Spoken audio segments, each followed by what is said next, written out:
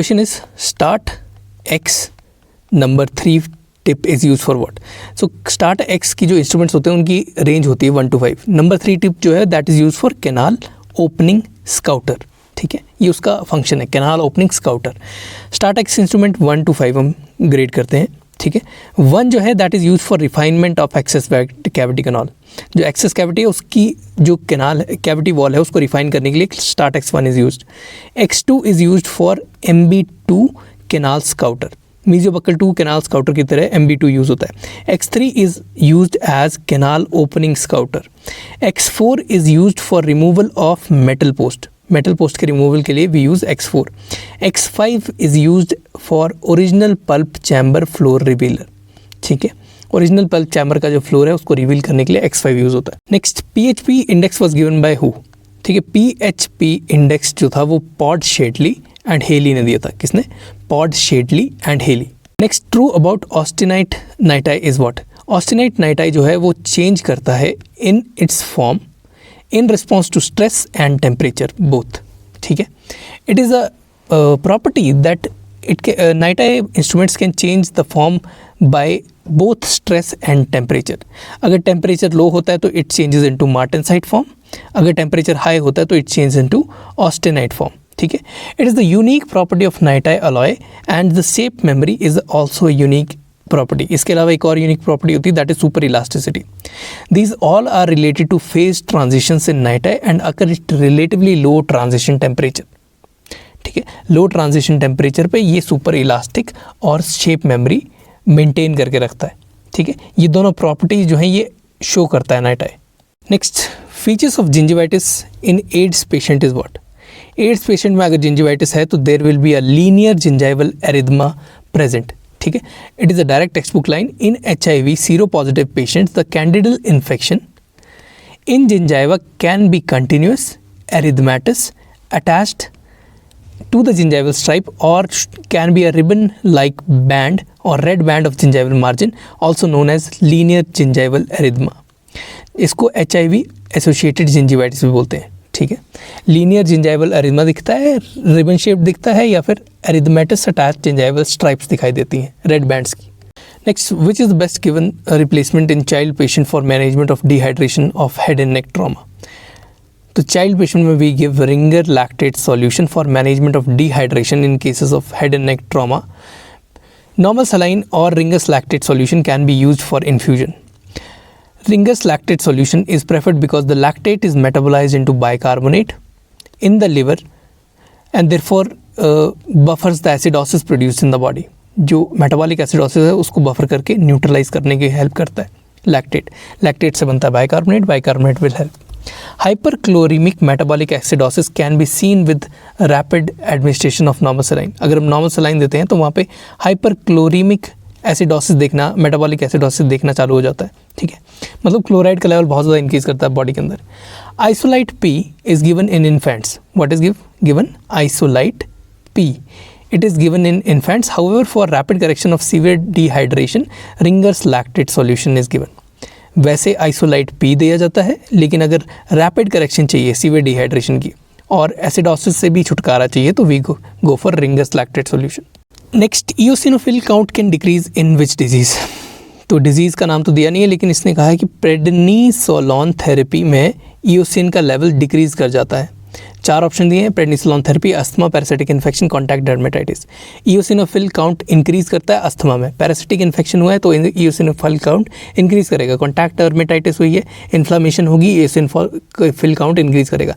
लेकिन प्रेडनिसोलोन या फिर प्रेडनिसोन थेरेपी जब देते हैं तो स्टीरॉयड का यूज़ हो रहा है, तो वहाँ पे इओसिनोफिल काउंट विल डिक्रीज. ठीक है, दैट इज़ इओसिनोपेनिया हो जाता है वहाँ पे. ठीक है, इओसिन काउंट डिक्रीज कर जाता है. बाकी रीज़न जो इओसिनोपेनिया के होते हैं या फिर इओसिनोफिलिया के हो सकते हैं, पीनिया बोल सकते हैं उसको. ठीक है, वो आता है alcohol intoxication, excessive production of cortisol like Cushing disease, sepsis. Treatment with corticosteroids and anti corticotropic hormone and epinephrine. अगर ऐसी ट्रीटमेंट चल रही तो वहाँ पे भी eosinophil count will be decrease. Stress is major factor. कोई बैक्टीरियल इन्फेक्शन है that is also major factor. Remember, in normal conditions eosinophil count are lowest in morning. Normal condition की अगर बात करें तो eosinophil count is lowest in the morning and highest in the evening. Eosinophilia or increase in the eosinophil count, it is occurs in parasitic infections like malaria, filariasis, autoimmune diseases में अकर कर जाता है, eczema या contact dermatitis में अकर करता है, ईओसिनोफिलिया increase कर जाता है, ठीक है, और एस्थमा में इंक्रीज़ करेगा, सीजनल एलर्जी में इंक्रीज़ करेगा, ल्यूकीमिया में, कैंसर्स में, ulcerative colitis, scarlet fever, lupus reaction, Crohn's disease, drug reactions, उनमें भी कुछ अगर ड्रग रिएक्शन हुआ जिसकी वजह से इन्फ्लामेशन और बॉडी में एलर्जिक रिएक्शन ट्रिगर हो गया तो वहाँ पे भी eosinophil count will increase. In organ transplant rejection cases भी eosinophil count is highly seen. ठीक है, ईओसिनोफिल काउंट जो है वो एक बहुत इंपॉर्टेंट फैक्टर होता है ऑर्गन ट्रांसप्लांट केसेस में. अगर ट्रांसप्लांट रिजेक्ट हो रहा है तो eosinophil count is high, eosinophil count is high. ठीक है, माइल्ड ईओसिनोफिलिया हम कब बोलते हैं? जब 500 to 1500 सेल्स पर माइक्रोलीटर हमारे पास प्रेजेंट हो. Moderate eosinophilia is 1500 to 5000 eosinophil cells per microliter. 500 से 1500 माइल्ड, मॉडरेट में 1500 से 5000 एंड सीवियर ईओसिनोफिलिया कब बोलेंगे? जब greater than 5000 eosinophil cells per microliter are present. Next, which of the following is true about desquamative gingivitis? देखो, desquamative gingivitis it is related to lichen planus. Alright, ये true statement है. Desquamative gingivitis is also called as gingivosis. Gingivosis जिसे previously sure and मैस्लर ने characterise किया था. ये कोई disease entity नहीं है. Desquamative gingivitis is a condition characterised by intense redness of the surface epithelium and desquamation of the surface epithelium. ठीक है, इंटेंस रेडनेस हो जाती है और डीस्क्वेमेशन ऑफ सरफेस एपिथेलियम देखा जाता है. कॉजेटिव फैक्टर्स क्या क्या हैं इसके? सिवियर डर्मेटोसिस मेजर फैक्टर रहता है. कोई डर्मल कंडीशन है उसकी वजह से मेजर फैक्टर रहता है. Hormonal influence could be there could be abnormal response to irritation, there are chronic infections and it can be idiopathic also. Among dermatosis, those which are present oral findings related to desquamated gingivitis are, देखो dermatosis में से भी, dermatosis जो disease होती हैं उनमें से भी जिनमें ओरल फाइंडिंग्स आती हैं उन डिजीज़ को हम डिस्कस कर रहे हैं. फर्स्ट इज सिकाट्रेकियल पैम्फिकॉइड और बिनाइन म्यूकस मेम्ब्रेन पैम्फिकॉइड. ठीक है, ये एक डर्मेटोसिस कंडीशन है लेकिन इसकी ओरल फाइंडिंग हमारे पास डिस्क्वेमेटिव जिंजिवाइटिस की तरह आती है. ठीक है, सेकंड इज पैम्फिगस. इसमें भी सेम कंडीशन है कि हमारे पास डिस्क्वेमेटिव जिंजिवाइटिस जैसा एरिथमेटिस और डिस्क्वेमेशन और डी एपिथेलाइजेशन ऑफ जो सरफेस एपिथेलियम लेयर है वो देखी जाती है. ठीक, नेक्स्ट लाइकन प्लानस. ठीक है, other disease which are present and oral findings are related to desquamated gingivitis are epidermolysis bullosa, systemic lupus erythematosus, linear IgA disease with gingival involvement. In diseases में भी desquamated gingivitis देखी जाती है. Also know that the diseases those usually mimic the desquamated gingivitis. अब mimicking diseases के बारे में बात करेंगे जो desquamated gingivitis को mimic कर रही हैं. First is squamous cell carcinoma. Second is Wegener's granulomatosis और स्ट्रॉबेरी जिंजिवाइटिस कंडीशन. ये मिमिक कर रहे हैं, ये डिस्क्वेमेटिव जिंजिवाइटिस शो नहीं कर रहे, they are just mimicking it. Alright, third is candidiasis. Fourth is GVHD. ठीक है, fifth is Crohn's disease. Sixth is foreign body gingivitis. Seventh is oral lesions of Kindler syndrome. Kindler, foreign body gingivitis, Crohn disease, candidiasis, Wegener's granulomatosis, squamous cell carcinoma, ये सब mimic कर रही हैं gingivitis को, डिस्क्वेमेटिव gingivitis को. GVHD का मतलब है ग्राफ्ट वर्सेस होस्ट डिजीज. ठीक है, मतलब ग्राफ्ट जब डालते हैं तो उसमें जब रिजेक्शन हो रही है वो GVHD होता है. Next, all of the following are the roles of copper in NiTi nickel titanium except. देखो, copper increases the corrosion resistance, it decreases the yield strength. Yield strength कम कर देता है, कोरोजन रेजिस्टेंस इंक्रीज करा देता है. It increases the stress hysteresis and becomes narrow. ठीक है, स्ट्रेस को एक जगह कॉन्सेंट्रेट करके नैरो करवा देता है. ठीक, लेकिन कॉपर जो है वो मेल्टिंग पॉइंट पे ज़्यादा फ़र्क नहीं डालता. कॉपर मेल्टिंग पॉइंट को डिक्रीज़ कर सकता है, इंक्रीज़ नहीं कर सकता.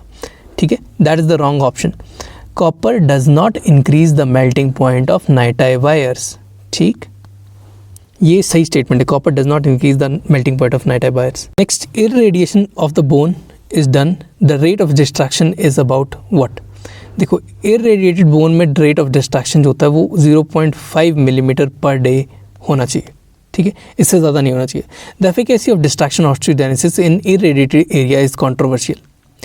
Although this procedure is now widely used in field of craniomaxillofacial surgery, according to various individuals' case reports, the rate of distraction osteogenesis was found to be between 0.25 mm to 1 mm per day in an irradiated person. Since we know that healing in an irradiated bone is slower and worse than normal bone, so clinically speaking, the rate of distraction should be less than that is normal in 1 day.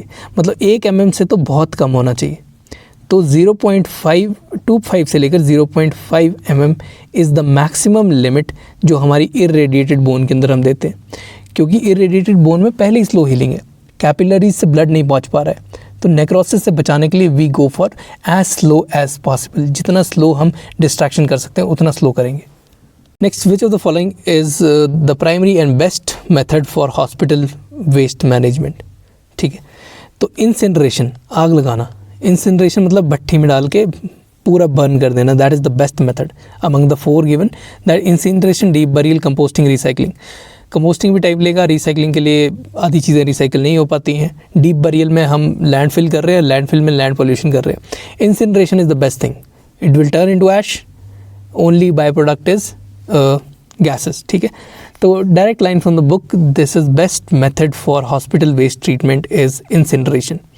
Method of treatment of the disposal of waste in the hospitals are in series, मतलब सबसे ज़्यादा incineration use होता है, then autoclaves, then mechanical और chemical disinfection. ठीक है, ये 3 major आगे, incineration, autoclave, mechanical, chemical disinfection. इसके बाद आती है माइक्रोवेव, इरेडिएशन, वाइट्रिफिकेशन। ठीक है, ये आ गई जो इलेक्ट्रिकल है, माइक्रोवेव, इरेडिएशन और वाइट्रिफिकेशन।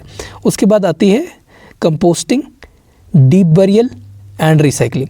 रिसाइकलिंग सबसे लास्ट में आता है in the hierarchy of waste management of hospital. वैसे रिसाइकलिंग से बाद में हमारा बरियल आना चाहिए। ठीक है, so burial will be last, composting उससे पहले और उससे पहले रिसाइकलिंग। वाइट्रिफिकेशन बेसिकली मीन्स कि हम जितना भी बायोमेडिकल वेस्ट है, जितना भी सारा वेस्ट है, उसको इतने हाई टेम्परेचर पे ले जाते हैं कि वो मेल्ट कर जाता है। अब डिफरेंट मटेरियल्स के अंदर डिफरेंट जो बाकी मटेरियल्स हैं वो फ्यूज़ कर जाते हैं and becomes a solid glass like object और अ सॉलिड ब्लॉक। ये ब्लॉक जो होता है वो स्टेबल होता है, पूरा स्टेरलाइज हो चुका होता है and is non infectious, that is vitrification. Next, the presence of vesicles and target lesion like reaction both are presented in erythema multiforme. ठीक है, अगर हम बेसिकली एक इमेज लें दिस, तो इसमें ये प्रेजेंस ऑफ वेसिकल्स जो है ये टारगेट लीजन की तरह दिख रहा है। तो this is seen in erythema multiforme. Erythema multiforme is a hypersensitivity reaction usually triggered by infections, most commonly is herpes simplex virus infection. It presents with a skin eruption characterized by mainly a target type lesion. There may be a mucous membrane involvement. It is acute and self-limiting without complications. ये resolve कर जाता है, खुद ही resolve करता है। Next, which among the following is not related to basal cell nevus syndrome? कौन कौन सा रिलेटेड है उसके बारे में बात करते हैं। Basal cell carcinoma of skin is related to basal cell nevus syndrome. Ocular hypertelorism is related to basal cell nevus syndrome. Falx cerebri calcification is related to basal cell nevus syndrome. चौथा जो गलत option है dentigerous cyst, dentigerous cyst is not related to basal cell nevus syndrome. Alright, abnormalities found in the jaw cyst, that is basal cell nevus or bifid rib syndrome और basal cell nevus syndrome और Gorlin-Gotch syndrome। ठीक है, क्या क्या नाम है इसके, jaw cyst, basal cell nevus, bifid rib syndrome, basal cell nevus syndrome, Gorlin and Gotch syndrome। ठीक है, basal cell carcinoma of the skin। ठीक है, ये abnormalities दिखती हैं, basal cell carcinoma of the skin के साथ रिलेटेड होता है। Few benign dermal cyst and tumours, few benign dermal cyst और ट्यूमर्स के साथ एसोसिएटेड होता है। Palmar and plantar keratosis and dermal calcinosis is seen. Palmar plantar keratosis, dermal calcinosis is seen in basal cell nevus syndrome. Multiple odontogenic keratocyst, OKC, are seen in basal cell nevus syndrome, ठीक है। Mandibular prognathism is scene but is usually mild. Brachymetacarpalism is seen, ocular hypertelorism is seen, nasal ridge becomes wider. Blindness is usually congenital. Internal strabismus is there. Mental retardation can be present. Dural calcification is present. Corpus callosum agenesis is present. ठीक है, उसके corpus callosum बनता नहीं है, ड्यूरल calcification, dura mater होते हैं उसकी calcification हो जाती है, मेंटल रिटार्डेशन हो जाता है, ठीक है। Congenital hydrocephalus is formed. Presence of medulloblastomas more than normal is formed, मतलब मेडुलोब्लास्टोमा बहुत ज़्यादा नॉर्मल से ज़्यादा बनते हैं। मेल के अंदर हाइपोगोनाडिज्म देखा जाता है, और अगर फीमेल के अंदर अकर कर रहा है तो there is a tumour in ovarian forms, ठीक है। ओवरी के अंदर ट्यूमर होगा इन फीमेल्स, और मेल के अंदर हाइपोगोनाडिज्म होगा, गोनाड ही नहीं बन पाएंगे ढंग से। Next, according to WHO classification the fracture of root includes which code? 873.63 हमारे पास कोड है, that is for fracture of root WHO classification के हिसाब से, ठीक है। ये हमने पहले भी डिस्कस करा है। 873 मेजर कोड है दांतों के लिए। अगर 60 आता है, 0 से हम स्टार्ट करते हैं enamel. 1 is enamel dentin is involve without pulp involvement. 2 में इनामल डेंटिन पल्प तीनों चीज़ें इन्वॉल्व होती हैं, ठीक है। 3 में क्राउन फ्रैक्चर होता है without pulpal involvement, crown fracture in 3 without pulpal involvement. 4 यही सेम कोड फॉलो हो रहा है, ठीक है। 873.61, 62, 63, 64। 4 में there is crown root fracture. 873.65 नहीं होता है, ठीक है। ये नंबर ही नहीं होता, अगर ये नंबर कहीं पे दिया हुआ है तो ये ऑप्शन तो पहले ओमिट हो गया। 65 कहीं नहीं होगा। 873.66 is for luxation. 67 for intrusion और extrusion. 68 for avulsion. 69 for other soft tissue injuries. 8 avulsion, 7 intrusion extrusion, 6 luxation. 5 नहीं होता है, 5 नंबर ही नहीं होता है, ठीक है। 5 को याद रखना, 5 हमने टिक ही नहीं करना कभी भी। Next, the drug of choice in refractory periodontitis is what? Refractory periodontitis में the drug of choice is azithromycin among the following. Refractory periodontitis is recurrent periodontitis that does not respond to treatment. It is a case of periodontitis called as refractory only if the periodontal bone and attachment loss will continue even in well executed treatment plans. मतलब हमने treatment बहुत सही से दी हुई है, हर चीज़ सही से की है, लेकिन वहाँ पे भी बोन लॉस और अटैचमेंट लॉस अगर कर रहा है, वेल मेंटेन ओरल हाइजीन है, कोई इन्फेक्शन या एटोलॉजिक फैक्टर नहीं है, फिर भी पेरियोडोंटाइटिस अकर कर रहा है, that is a recurrent periodontitis case, ठीक है। Now in refractory cases the microbial testing and the susceptibility is done before further proceeding with the treatment, ताकि हम sensitive drugs दें to specific microbes. Drugs normally used in refractory periodontitis cases are tetracycline. They are less used due to drug resistance. Tetracycline पहले use होता था लेकिन अब इतना use नहीं होता due to the drug resistance problem. Drug used in refractory periodontitis cases with primary gram positive organisms. जब gram positive organisms ज़्यादा हैं then we give amoxicillin plus clavulinate potassium. amoxiclav का जो है वो हम कॉम्बिनेशन देते हैं। Next, drug used in refractory periodontitis cases specially with culture positive for T forsythia and actinomycetes, actinomycetes comitans, ठीक है। AAMC के लिए हम अगर देते हैं तो वी गो फॉर मेट्रोनिडाजोल।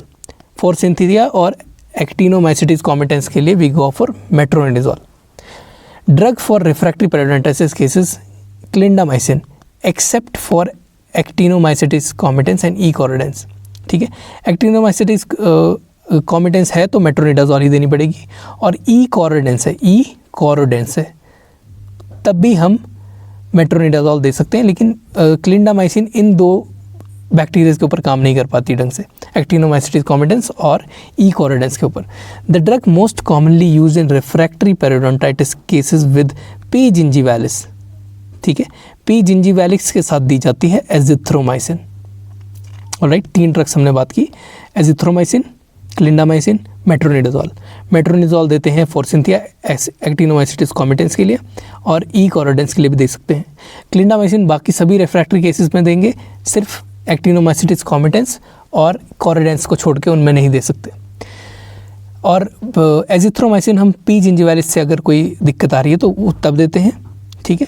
और अगर ग्राम पॉजिटिव ऑर्गेनिज्म है खाली रिफ्रैक्टरी पेरिडोन्टाइटिस जो कॉज कर रहे हैं तो we go for amoxicillin clavulanic potassium, ठीक है, अमॉक्सिक्लैव का कॉम्बिनेशन देते हैं। Next, bone marrow transplantation from the sister after HLA matching is done, which can be the most common complication. देखो जब भी हम ट्रांसप्लांटेशन करते हैं तो सबसे ज़्यादा कॉमन कॉम्प्लिकेशन होती है ग्राफ्ट वर्सेस होस्ट डिजीज़ की, GVHD। HLA मैचिंग का मतलब होता है ह्यूमन ल्यूकोसाइट एंटीजन जो कि टिश्यू कंपैटिबिलिटी मार्कर है, उनको मैच करके ही हमारे पास ट्रांसप्लांट दिया जाता है, ठीक है। Since the marrow is an allogenic graft, मतलब बोन मैरो हमारी दूसरे पर्सन से आ रही है, that is a allogenic graft, so HLA is matched, human leukocyte antigen is matched for reducing the chances of graft rejection, ठीक है। Leukaemia and radiation defects are rare complications of transplant. Radiation and immunosuppression is also a rare complication of transplant, ठीक है। Graft versus host disease, most common cause of failure of transplant is graft versus host disease. Graft versus host disease occurs when the immunological competent cells they are transplanted into the immunological crippled recipient, ठीक है। अगर body जो है जो sender है या फिर जो दे रहा है डोनर है उसके इम्यूनोलॉजिक सेल्स जो हैं वो बहुत ज़्यादा कॉम्पिटेंट है, ठीक है, वो इम्प्लांट कर दिए जाते हैं into the immunologically crippled host, मतलब इम्यूनोलॉजिकली कॉम्प्रोमाइज होस्ट में ट्रांसप्लांट कर दिए जाते हैं। और जब हम ग्राफ्ट ट्रांसप्लांट करते हैं तो हम इम्यूनोमॉड्यूलेटर्स देते हैं ताकि इम्यूनिटी जो है वो कम काम करे, ठीक है। तो इसकी वजह से most commonly bone marrow transplant के अंदर हमें ग्राफ्ट वर्सेस होस्ट डिजीज़ जो है वो दिखाई देती है, ठीक है। Also in liver transplant graft versus host disease is common. Acute graft versus host disease occurs within days to weeks after transplant. Acute will occur within days to weeks after transplant. Chronic graft versus host disease occurs following acute graft versus host disease or is occurring insidiously, मतलब खुद ही अकर करना शुरू कर जाती है over a long period of time. Acute अपने को एक हफ्ते या कुछ दिनों के अंदर ही फेलियर शो कर देगी, ठीक है। Next question is a repeat question. In which of the following conditions the eosinophil levels is reduced in 19-year-old male? ठीक है, eosinophil level corticosteroid therapy में reduce हो जाते हैं, ठीक है। अस्थमा एक ऑप्शन दिया है जिसमें इंक्रीज करेंगे, TB में इंक्रीज कर जाएंगे, सिस्टमिक ल्यूपस एरिथमेटोसिस में इंक्रीज कर जाएंगे, but in corticosteroid therapy the eosinophil levels will be decreased, that is eosinopenia will occur, पीनिया कम हो जाएगा, पीनिया हो जाएगा। और कॉर्टिकोस्टेरॉइड्स थेरेपी के बाद जो कुशिंग सिंड्रोम आता है, ठीक है, that is secondary to corticosteroid therapy, that is the major cause of eosinopenia. Revise eosinophilia and eosinopenia, ठीक है। इयोसिनोफिलिया हमारा इंक्रीज कब करेगा, ठीक है, allergic disorder, asthma, drug allergy, pemphigus. इसके अलावा parasitic infection, Addison's disease, malignancies जैसे कि acute lymphoid leukaemia, chronic myeloid leukaemia, eosinophilic leukaemia, ठीक है। सिस्टमिक ल्यूपस एरिथमेटोसिस में इंक्रीज करेगा। Eosinophilic conditions like eosinophilic myocarditis, eosinophilic oesophagitis, eosinophilic गैस्ट्रोइंटेराइटिस, इन सभी inflammation वाली कंडीशंस में इयोसिनोफिल इंक्रीज कर देते हैं। कॉक्सीडियोमाइकोसिस में इंक्रीज कर जाता है। Congenital disorders like hyper immunoglobulin E syndrome, hyper immunoglobulin E syndrome, इसमें भी इयोसिनोफिल इंक्रीज करते हैं। नेक्स्ट इज अबाउट इयोसिनोपेनिया, POENIA, मतलब डिक्रीज कहाँ करते हैं इयोसिनोफिल्स। सबसे पहला आता है बर्न्स के कंडीशन में। बर्न्स के कंडीशन में eosinophil count is low. Second is in acute bacterial infections. Acute bacterial infection मतलब फर्स्ट टाइम इन्फेक्शन हो रहा है, एक्यूट कंडीशन है, बहुत ज़्यादा बॉडी सीवियर रिस्पॉन्स दे रही है, वहाँ पे इयोसिनोफिल कम होते हैं। Third is Cushing syndrome. Fourth is excessive use of steroid which indirectly leads to Cushing syndrome, ठीक है। इन सभी में इयोसिनोपेनिया हो जाता है, that is less eosinophil levels. Next, arterial supply of Le Fort 1 osteotomy is maintained by which artery. Arterial supply Le Fort 1 osteotomy में मतलब जब हमारा लिफोर्ट 1 फ्रैक्चर हुआ है तब असेंडिंग फेरेंजियल जो है वो मेंटेन करके रखती है, ठीक है, ascending pharyngeal. Vascular supply of the Le Fort 1 maxillary segment is maintained by 3 sources, 3 major sources से मेंटेन रहती है। First is ascending palatine branch of facial artery. First is what? Ascending palatine branch of facial artery. Second is anterior branch of ascending pharyngeal artery, anterior branch of ascending pharyngeal artery. Third is maxillary alveolar mucosa rich anastomosing framework or network. तीसरा क्या है? maxillary alveolar mucosa rich anastomosing network or framework. Second is anterior branch of ascending pharyngeal artery. First is ascending palatine branch of facial artery. ठीक है, ये तीनों हमारे Le Fort 1 segment में, maxillary segment में वैस्कुलर सप्लाई देते हैं. Next the fontanelle which is last to close is which fontanelle. तो एंटीरियर फ्रंटनल जो होता है that is the last one to close. ठीक है, anterior fontanelle is the last one to close and that is generally between 12 to 18 months of age.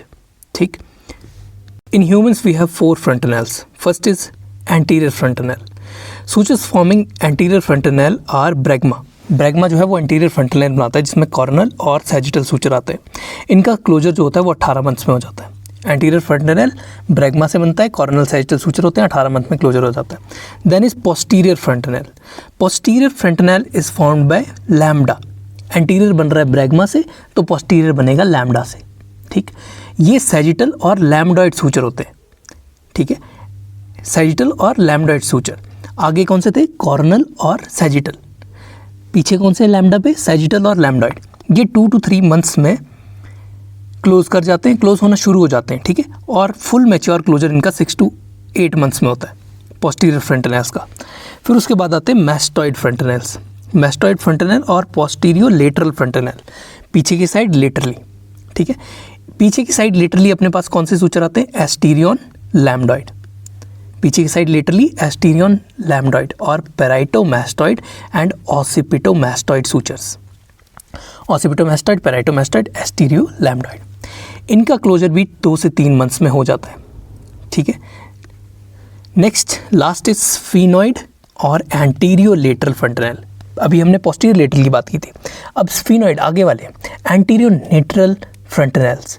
इनमें आता है Tyrion. Tyrion in the temporal fossa is the weakest point of the skull and its sutures close at 12 months. 12 महीने पे हमारे पास जो एंटीरियो lateral फ्रंटनल है वो क्लोज करता है. तो हायरार्की क्या बनी? सबसे पहले आते हैं एंटीरियर फ्रंटनल जो सबसे लास्ट में होंगे क्लोज, देन एंटीरियो लेटरल. ठीक है, 18 month, 12 month. उसके बाद आते हैं मीडियल और दिस मैस्टॉइड पोस्टीरियो लेटरल फ्रंटनल. ठीक है, पोस्टीरियो लेटरल फ्रंटनल 2 to 3 months. और लास्ट में आते हैं हमारे पास पोस्टीरियर फ्रंटनल्स. ऑलराइट, ये दोनों वैसे तो एक साथ ही आने चाहिए, बट जो पोस्टीरियर फ्रंटनल है वो 6 से 8 महीने भी लगा देते हैं कई किताबों में, कई केसेस के हिसाब से. ठीक है, और जो लास्ट में हमारा जो क्लोज करता है वो है एंटीरियर, और जो सबसे पहले क्लोज कर जाता है that is mastoid. Next most common benign tumour of the oral cavity is fibroma. ठीक है, फाइब्रोमा जो होता है that is the most common benign tumour of oral cavity and by far the most. अभी तक फाइब्रोमा ही चल रहा है. Next Jerry store is what? Jerry store, GERISTORE, it is a adhesive resin based perforation repair material. ठीक है, adhesive resin based perforation repair material. Let's go with the theory. Geristore is a resin based glass ionomer hybrid that is used for perforation repair. It is a dual cure resin, मतलब light भी chemical cure भी है और light cure भी है. It can be useful in root and filling material. It's used in adhesive perforation repair, APR. Adhesive perforation repair में use होता है. Subgingival surface defects, restorations like root surface caries, external root resorption lesions and subgingival oblique fractured roots जो होती हैं, subgingival oblique fractured roots, वहाँ पर भी this Jerry Store resin is used. Next, the most reliable indicator for fluid replacement therapy in polytrauma patients is what? देखो, polytrauma patient that is not in ICU, तो वहाँ पे urine output second to that's CVP, central venous pressure, is the most reliable indicator for fluid replacement. ठीक है, in control settings like non-emergency conditions, जैसे कि ICU में अगर patient पड़ा हुआ है तो central venous pressure CVP check करते हैं. That's the most reliable indicator for fluid replacement. However in polytrauma patients urine output is the best indicator. ठीक है, पॉलीट्रॉमा बहुत ज़्यादा ट्रॉमा हुआ है तो उसमें यूरिन आउटपुट जो होता है that is the best indicator to जज the adequacy of the fluid replacement in the patient's body. Next, for principle of flap which is not true, पहले जो ट्रू है उनके बारे में बात करते हैं. Base should be wider than the apex, that is a true statement. The flap should maintain the blood supply of the area, that is a true statement.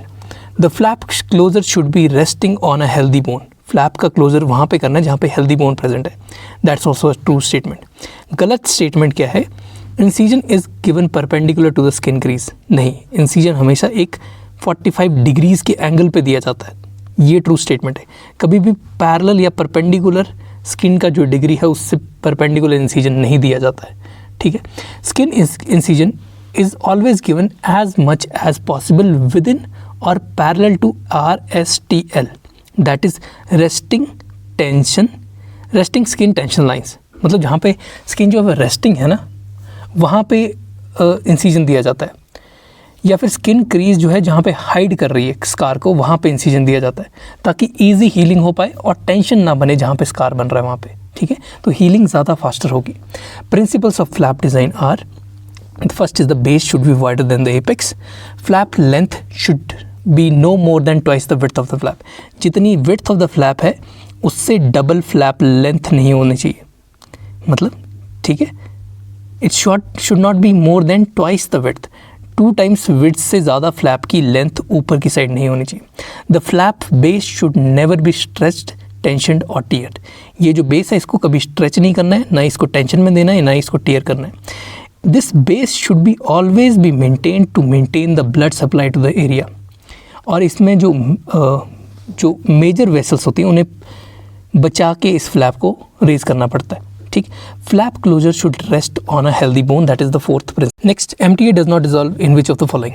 MTA chlorhexidine के अंदर डिजॉल्व नहीं करता है, और क्लोरहेक्सिडीन के बाद जो हमारा सेकंड फेवरेट ऑप्शन आता है दैट इज़ EDTA के अंदर डिजॉल्व नहीं करता है. लेकिन कुछ हद तक EDTA जो है वो MTA को कुछ हद तक कर सकती है, लेकिन क्लोरहेक्सिडीन बिल्कुल नहीं करता है. ये तो chlorhexidine is the maximum favourable option और EDTA उसके बाद वाला ऑप्शन है. बाकी बात आती है क्लोरोफॉर्म की, जो ऑप्शन दिया हुआ है. क्लोरोफॉर्म डिजॉल्व कर देता है MTA को, यूक्लिप्टॉल भी डिजॉल्व कर देता है MTA को, एंड कार्बोनिक एसिड जो अगला ऑप्शन दिया है वो भी डिजॉल्व कर देता है MTA को. Next, not involve in localise aggressive periodontitis is what. पहले बात करते हैं कि कौन से इन्वॉल्व होते हैं लोकलाइज एग्रेसिव पेरियोडोंटाइटिस के लिए. Capnocytophaga is involve. T forsythia, P gingivalis, ये दोनों इन्वॉल्व होते हैं. टी फॉर सिंथिया है तो हम मेट्रोनिडाज़ोल देते हैं, पी जिंजिवालिस है तो एजिथ्रोमाइसिन देते हैं. नेक्स्ट आता है Eubacterium, Eikenella, corrodens, Fusobacterium, ये भी इन्वॉल्व होते हैं. Eubacterium, Eikenella, corrodens and Fusobacterium are involve. Last is जो इन्वॉल्व नहीं है दैट इज कैम्पाइलोबैक्टर ग्रासिलिस. कैम्पाइलोबैक्टर ग्रासिलिस ये इन्वॉल्व नहीं होता in localise aggressive periodontitis. Species involve in localise aggressive periodontitis और juvenile periodontitis are Aggregatibacter, actinomycetes comitans, ठीक है. Aggregatibacter, actinomycetes comitans ये इन्वॉल्व होती है. Capnocytophaga species involve. Campylobacter is Campylobacter rectus. Campylobacter rectus involve होता है, ग्रासालिस इन्वॉल्व नहीं होता, ठीक है. Rectus is involve, gracilis is not involve. Eikenella corrodens, Eubacterium nodatum, Fusobacterium, P gingivalis, T forsythia and Treponema denticola, that is a spirochaete. Treponema denticola spirochaete that is involve in aggressive periodontitis, ठीक है. तो यहाँ पे जो हमारा answer था वो था Campylobacter gracilis is not involve but rectus is involve. Next, T wave in ECG represents what. देखो PQRS कॉम्प्लेक्स और टी क्या रिप्रेजेंट करती है. टी रिप्रेजेंट करती है वेंट्रिकुलर रीपोलराइजेशन. क्यों? क्योंकि यहाँ पे वेंट्रिकल जो है वो डीपोलराइज होते हैं, आगे जाके रीपोलराइज हो जाते हैं. यहाँ सबसे पहले पी वेव पे जब बनती है तो वहाँ पे एट्रियल डीपोलराइजेशन हो रही होती है, ठीक है. So T wave is ventricular repolarization, मतलब वेंट्रिकल्स रिलैक्स होकर फिल हो रही होती हैं. Next, high value of Jarabak's ratio is associated with what. JARABAKS Jarabak's ratio. अगर इसकी हाई वैल्यू है that is associated with low FMPA, ठीक. Jarabak ratio is equal to posterior facial height into 100 divided by anterior facial height, ठीक है. ये ratio आती है खाली. देखो अगर ज़ाराबैक रेशो हमारे पास हाई आती है मतलब पोस्टीरियर फेशियल हाइट जो है वो ज़्यादा है rather than anterior facial height, तो FMPA जो है दैट एंगल विल बी लो। तो फेशियल पैटर्न अगर FMPA लो है दिस विल बी हाइपोडाइवर्जेंट। FMPA लो, हाइपोडाइवर्जेंट। हाइपोडाइवर्जेंट है तो मतलब मैंडिबुलर रोटेशन जो है वो एंटी क्लॉकवाइज होती है। एंटी क्लॉकवाइज मैंडिबुलर रोटेशन होती है, that is downward and upward. मतलब ग्रेटरली फॉरवर्ड मैंडिबल चल जाएगी। अगर पीछे का मुंह लंबा है तो मैंडिबल आगे को आ जाती है, ठीक है। तो क्लास 3 जैसा फॉरवर्डली प्लेस मैंडिबल हो जाएगी। So this will be a horizontal grower. Horizontal grower. अब सेम कंडीशन है लेकिन जो ज़ारा बैक रेशो है वो कम आ रही है। मतलब एंटीरियर फेशियल हाइट अगर ज़्यादा है तो जो FMPA एंगल है दैट विल बी हाई, ठीक। एंटीरियर फेशियल हाइट अगर ज़्यादा है तो FMPA एंगल हाई होगा। फेशियल पैटर्न हाइपर डाइवर्जेंट होगा, हाइपर डाइवर्जेंट, ठीक है। और जो मैंडिबुलर रोटेशन होगी दैट विल बी क्लॉकवाइज और डाउनवर्ड एंड बैकवर्ड। मैंडिबल पीछे को जाएगी और डाउनवर्ड और बैकवर्ड जाएगी, ठीक है। ऐसे जो पेशेंट होते हैं दे आर वर्टिकल ग्रोअर्स। जिनकी एंटीरियर फेशियल हाइट ज़्यादा है they are vertical growers by the Jarabak ratio. Next, in symphyseal fractures the use of 2 lag screws is for what. देखो 2 लैग स्क्रूज हम rigid fixation के लिए करते हैं। अगर सिम्फाइसिस फ्रैक्चर है तो 2 लैग स्क्रूज, मान लो ये हमारी मैंडिबल है पूरी, ठीक है। ये ऊपर कंडाइल है, ये ऊपर कंडाइल है, ये कॉर्नर प्रोसेस, ये कॉर्नर प्रोसेस। अगर बीच से सिम्फाइसिस फ्रैक्चर हुआ है तो 2 अगर हम रिजिड फिक्सेशन के लिए स्क्रूज लगा देते हैं so it will give more strength और more rigid fixation to the mandible upon function, ठीक है। यहाँ पे फिक्सेशन स्क्रू कैसे करेंगे, एक स्क्रू यहाँ से इस साइड को लगाएंगे और एक स्क्रू यहाँ से इस साइड को, one from right to left and other from left to right. In symphysial fractures, there is a lag screw fixation that is used in oblique fractures for graft fixations. When the screw is used properly, 2 lag screws give fixed, rigid fixation of fracture in the symphysis region due to compression. Compression की वजह से एकदम rigid fixation कर देते हैं। It can never be given in a load bearing fracture क्योंकि वहाँ पे एक torque generate होती है जिससे कि fracture line displace होती रहती है और स्क्रू के अराउंड भी रिजॉर्प्शन हो जाती है। इसलिए इनको जहाँ पे एकदम स्टेबल जगह बन जाए वहीं पे लैग स्क्रू को रिजिड फिक्सेशन के लिए दिया जाता है, ठीक है। बिकॉज यहाँ पे सिम्फाइसिस में कोई मूवमेंट हमें नहीं होती है और ना ही चाहिए। Next, which of the following approaches are not used in the case of open reduction of zygoma fractures.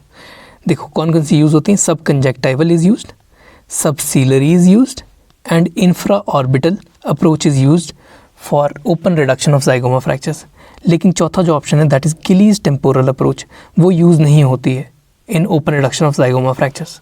See, the question is for open reduction of zygoma fractures, but Gillies temporal approach, it is a method of closed reduction of zygoma fractures. Alright, Gillies approach में हम एक incision देते हैं लेकिन वो सिर्फ Bairstow elevator को डाल के जो हमारा सेगमेंट है, फ्रैक्चर सेगमेंट, उसको एलिवेट करने के लिए ही incision दिया जाता है, ठीक है।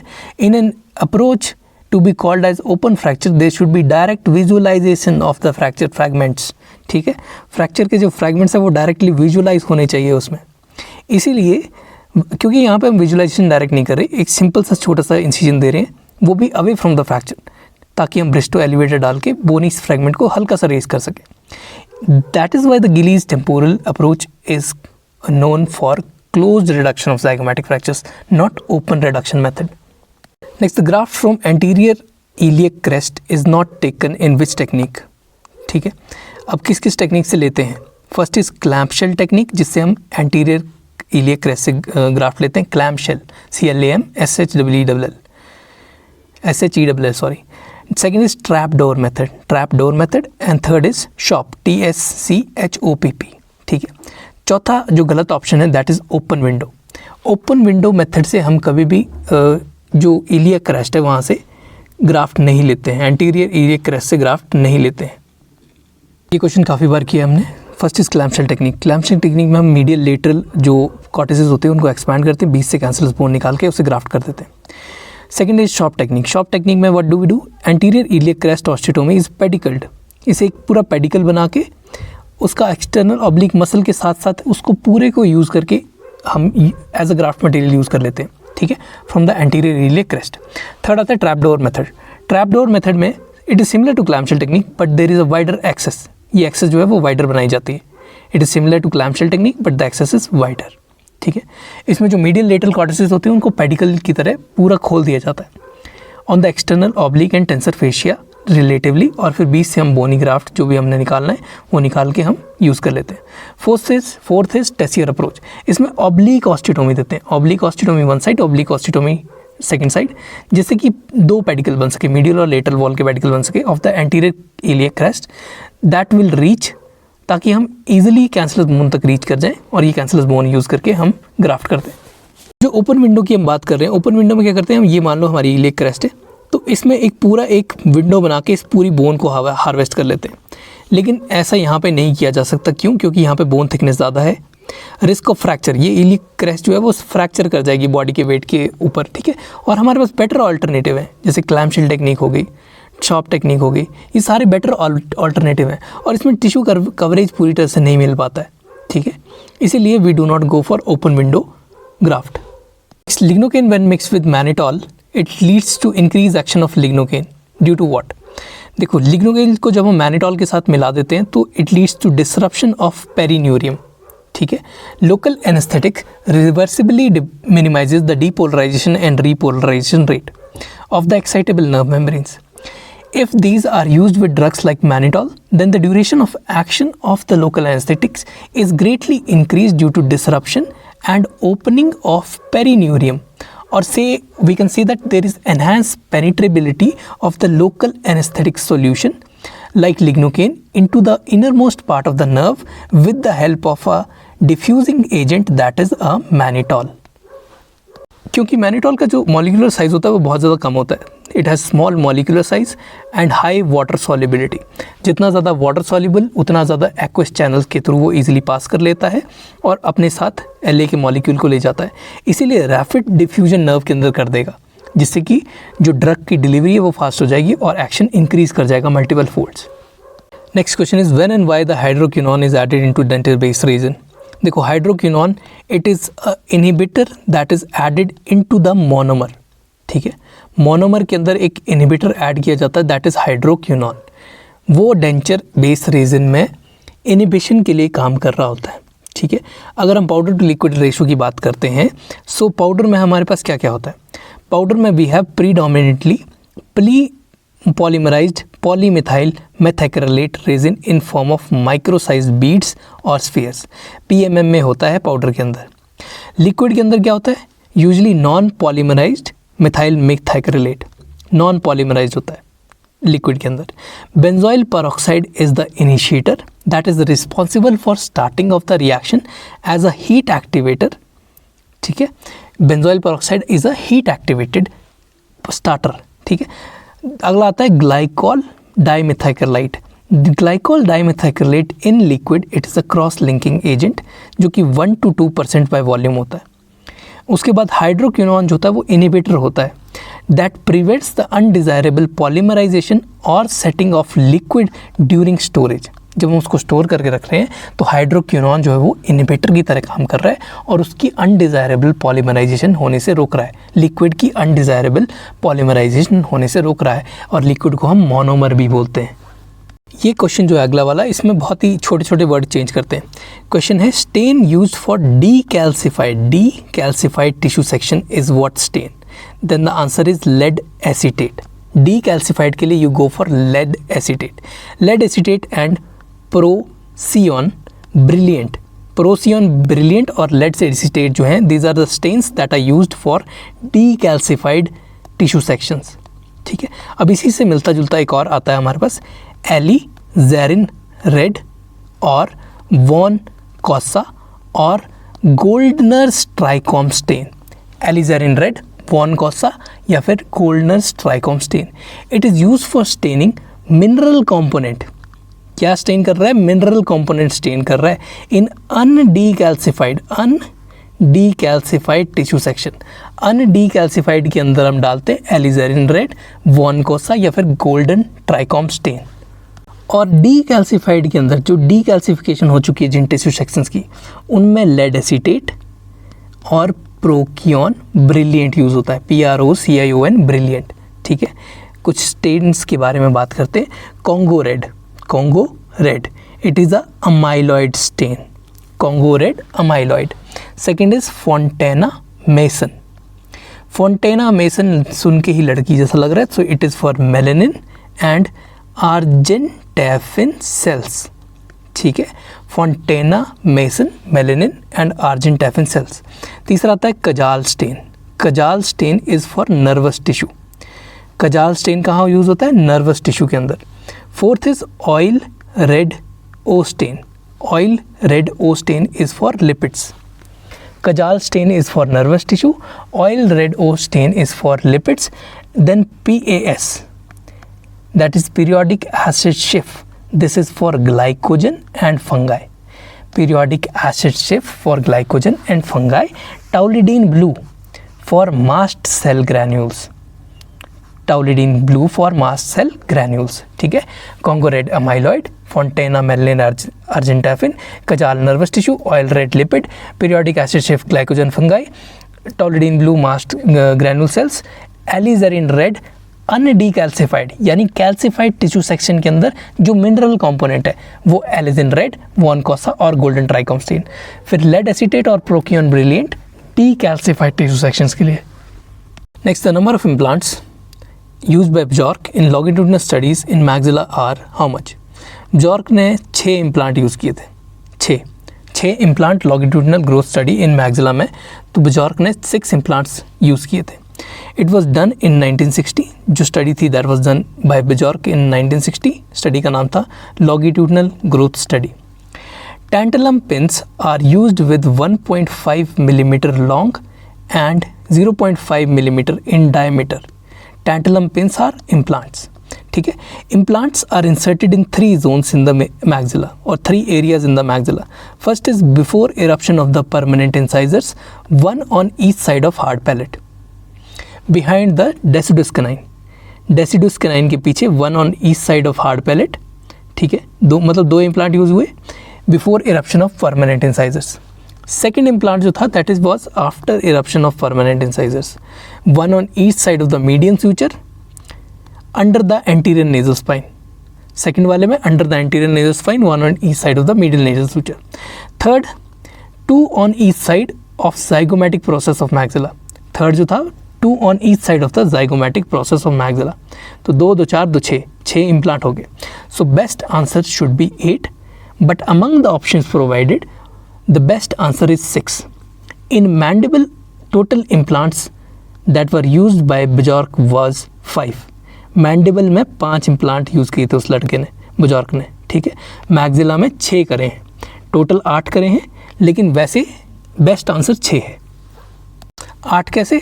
2 हमारे पास परमानेंट इंसाइजर से इरप्ट होने से पहले, 2 इरप्ट होने के बाद, और तीसरे में जब जाइगोमेटिक प्रोसेस ऑफ मैक्सिला पे लगा रहा है तो 2 पेयर लगा रहा है, 2 ऑन ईच साइड, तो 4 2 6 2 8। ठीक, लेकिन 6 से 8 हम बोल सकते हैं इनमें, क्योंकि इनको ये कंसिडर नहीं कर रहा है जो before eruption of permanent incisor होंगे। अब जब after eruption of permanent incisor हो गए तो हो सकता है कि पहले वाले निकाल दिए हों। ठीक है, तो 6 could be an answer. Next, obstructive sleep apnea is present in the child, what should be the first line of treatment? First line of treatment should be tonsillectomy. अगर बच्चा ऑब्स्ट्रक्टिव स्लीप एपनिया के साथ ग्रसित है तो treatment of obstructive sleep apnoea in children should include, it should provide, सबसे पहले space provide करना है हमने फॉर एयरवे। ठीक है, हमें स्पेस प्रोवाइड करना है to improve the craniofacial growth. It should resolve all the related symptoms of the obstructive sleep apnoea. Treatment ऐसी देनी है जिससे कि सारे जो सिम्टम हैं वो रिजॉल्व हो जाए। ठीक है, और it should be able to prevent development of disease later in adult life.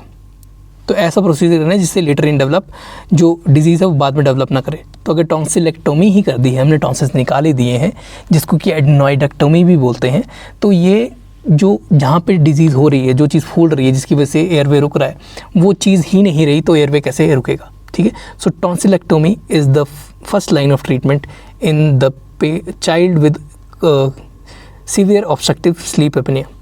ठीक है, that's the choice of first treatment plan.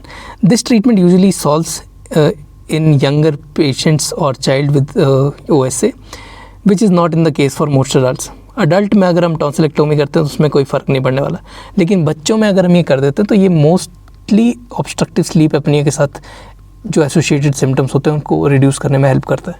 Next, M in Omen classification of hemifacial microsomia stands for what? M stands for mandibular hypoplasia. Hypoplasia, क्योंकि hemifacial microsomia की classification है तो hypoplasia होगा, कम development होगी. Hemifacial microsomia is defined as the condition that involves absence or underdevelopment of structures that arise from the first and second pharyngeal arches. Hemifacial microsomia में जो first और second pharyngeal arches हैं वहाँ से जो स्ट्रक्चर्स डेवलप हो रहे हैं उनका अंडर डेवलपमेंट या फिर उनका एब्सेंस हो जाता है. ओमेन्स क्लासिफिकेशन देते हैं इसके लिए हम, OMENS क्लासिफिकेशन. O से orbital distortion is there, M से मैंडिबुलर हाइपोप्लेजिया, E से ईयर अनोमली, N से नर्व इन्वॉल्वमेंट एंड S से soft tissue deficiency. S is soft tissue deficiency, N is nerve involvement, E से ear anomaly, M से mandibular hypoplasia and O से orbital distortion. Other classifications are SAT होता है हमारे पास, that is skeletal auricle soft tissue classification. Pruzansky classification, PRUZANSKY classification, कबान्स protocol और कबान्स modifications of प्रूजेंस्की. ठीक है, ये ओमेन्स क्लासिफिकेशन है हेमीफेशियल माइक्रोसोमिया के लिए. Next, KIMS microsurgical tip is coated with what? ये क्वेश्चन भी रिपीटेड है, ये कोटेड होता है विद जिरकोनियम नाइट्राइड. किम को याद रखना, K से Z बना देना, KZ जिंक जामा. ठीक है, तो जिरकोनियम नाइट्राइड के साथ कोटेड होता है Kim microsurgical tip. Kim microsurgical tip, also called as KIS microsurgical ultrasonic instruments, are made up of stainless steel and tips are coated with zirconium nitride. Next, taste buds appear at what age? Taste buds appear करते हैं at the 10th week of intrauterine life. ठीक है, 10th week of intrauterine life, अगर इसको 4 से divide करें तो 4 to the 8, 2.5 से 3 महीने के अंदर टेस्ट बड जो है डेवलप करना स्टार्ट हो जाते हैं. First appearing papillae are circumvallate and foliate, that is in the 7th week. Circumvallate और foliate papillae first 7th week के अंदर. Second appearing papillae are fungiform, that is between 7th to 8th week. Last forming papillae होते हैं filiform. ठीक है, last forming जो fill करने का काम रह गया वो फिलीफॉर्म होते हैं. ठीक है, test buds they start appearing around 10th week of intrauterine life. Last forming जो है वो 10th वीक के अराउंड ही डेवलप करते हैं. Next, in Melkersson Rosenthal syndrome has facial paralysis, cheilitis granulomatosa and what? तीसरा फीचर क्या होता है? There is scrotal tongue. ठीक है, Melkersson Rosenthal syndrome is equal to cheilitis granulomatosa plus 7th nerve palsy plus fissured tongue और complicated tongue और lingula plicatum और scrotal tongue. ठीक है, क्या क्या चीज़ होगी मर्कल्सन रोजेंथल सिंड्रोम के अंदर? या तो फिशर टंग होगी जिसको कि लिंगुला प्लाइकेटा बोलते हैं या स्क्रॉटल टंग बोलते हैं, उसके साथ 7th नर्व की पैल्सी होगी और चीलाइटिस ग्रैनुलोमेटोसा होगा.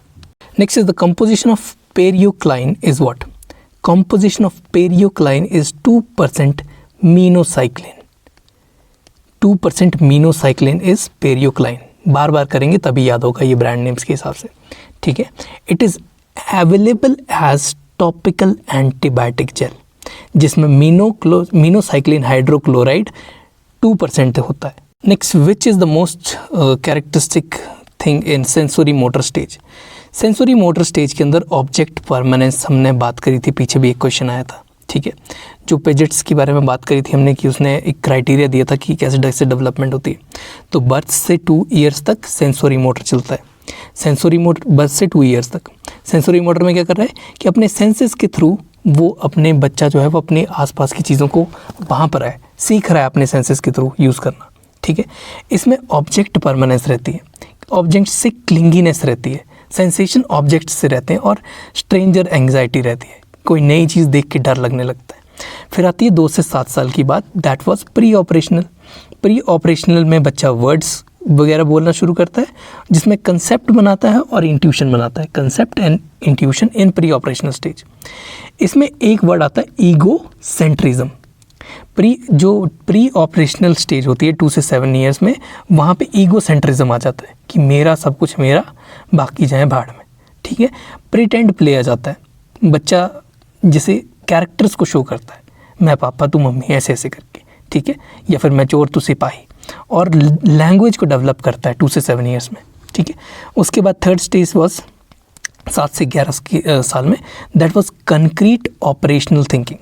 7 से 11 साल में बच्चा अपनी कंक्रीट थिंकिंग को बिल्ड करना शुरू कर देता है, जिसमें वो मैथमेटिक्स सीखना समझना शुरू कर देगा और कंजर्वेशन ऑफ थिंग्स, चीज़ें बचा के रखनी, वो भी शुरू कर देगा। फिर 12 ईयर्स के बाद the child becomes formally operationally, ठीक है, हाइपोथेटिकल थिंकिंग करना शुरू कर देगा, अपने दिमाग में कोई ना कोई सिनेरियो बना के रिजल्ट निकाल सकता है वो। एब्स्ट्रैक्ट थॉट आ जाते हैं, तो इसमें जो वर्ड आता है that is reasoning potential.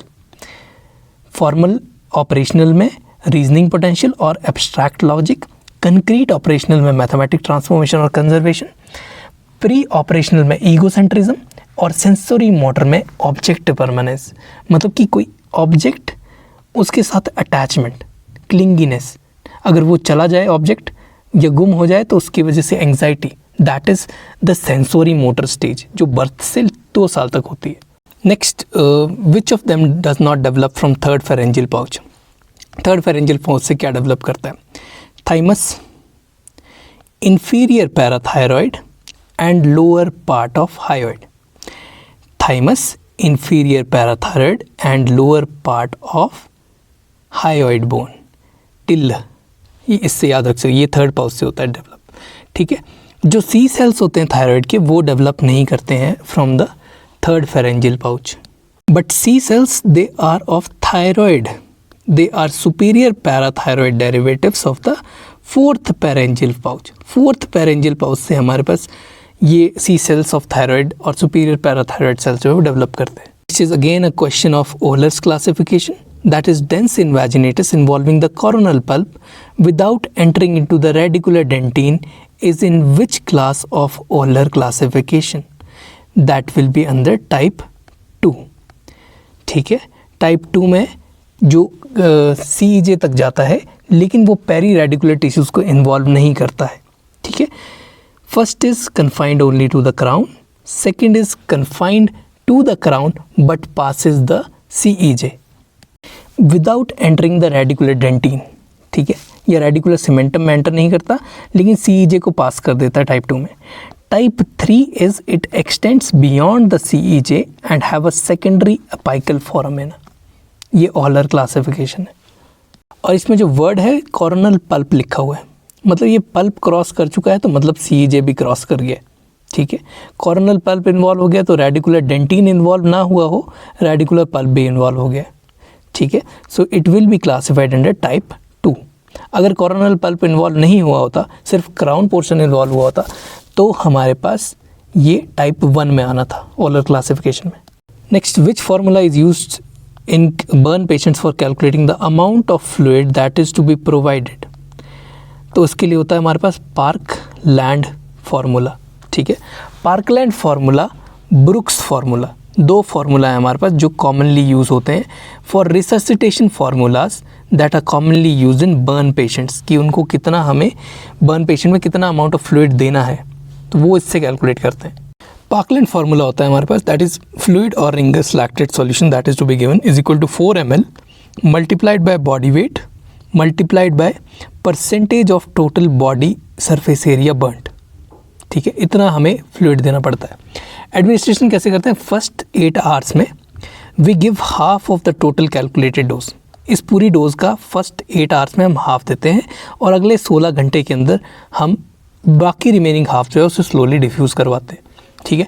Example के तौर पे अगर लेते हैं हम पार्कलैंड फार्मूला के लिए, अगर 70 किलो का पेशेंट है, 30% बॉडी बर्न कर गई है, तो पार्कलैंड फार्मूला के हिसाब से 4 ml multiplied by 70 kilo multiplied by 30% body surface area is burned, तो ये आता है 8400 ml आता है, ठीक है। तो इतना हमें 24 घंटे के अंदर एडमिनिस्टर करना है। तो पहले 8 घंटे के अंदर, पहले 6 से 8 घंटे के अंदर वी विल एडमिनिस्टर्ड 4200 ml, ठीक। और अगले जो 16 घंटे बचते हैं अपने पास, उसके अंदर हम स्लोली 4200 ml जो बच गया बाकी उसे एडमिनिस्टर करते हैं, ठीक। अब सेकंड आता है हमारे पास ब्रुक्स फार्मूला। ब्रुक्स फार्मूला ये भी रिंगर लैक्टेट के लिए ज़्यादातर लेते हैं हम, RA लेते हैं। इसमें 2 ml multiplied by body weight multiplied by percentage of total body surface area plus maintenance fluids. इसमें एक नई चीज़ आती है ब्रुक्स में, that is plus maintenance fluids. ठीक है, इसमें भी वही तरीका है कि पहले 8 आवर्स में हम पूरी हाफ डोज दे देते हैं और नेक्स्ट 8 आवर्स में, नेक्स्ट 16 जो घंटे बचते हैं उसमें रिमेनिंग हाफ डोज देते हैं। ठीक है, ब्रुक्स फार्मूला के हिसाब से हमारे पास कम फ्लूइड आता है रादर देन पार्कलैंड फार्मूला। ठीक है, एग्जाम्पल के तौर पे हम वही वाला केस ले लेते हैं। 70 किलो का पेशेंट है, 30% बॉडी सरफेस एरिया बर्न कर चुका है, तो हमारा ऑप्शन आएगा that is 2 ml plus maintenance fluids, और 2 ml के साथ हम क्या क्या मल्टीप्लाई करेंगे, 70 × 30। ठीक, that is 4200 ml for 24 hours plus maintenance dose. ठीक है, तो इस 4200 ml में से हम 2100 ml पहले 6 घंटों में देंगे और बाकी 16 घंटे में बाकी 2100 ml देंगे। ठीक है, मेंटेनेंस फ्लूइड्स जो होते हैं वो सेपरेटली हम डालते हैं, जैसे कि डेक्सट्रोज आ गया, वो 1 to 2 ml पर kg पर आर के स्पीड से चलता है। ठीक है, 1 to 2 ml पर kg पर आर की स्पीड से maintenance dose of maintenance fluids. Maintenance fluids में हमारे पास डेक्सट्रोज आ सकता है, नॉर्मल सलाइन आ सकता है, रिंगस लैक्टेट आ सकता है, मतलब हमें बॉडी के अंदर जो आयंस है उन्हें मेंटेन करके रखना है। ठीक है, वो सारे जो भी फ्लूइड हैं अगर हम उनको कॉम्बिनेशन में दे रहे हैं तो वो सारे फ्लूइड्स को we will call as maintenance fluids. ठीक है, और मेंटेनेंस फ्लूइड का कंसेप्ट ब्रुक फार्मूला के अंदर हमने पढ़ा था।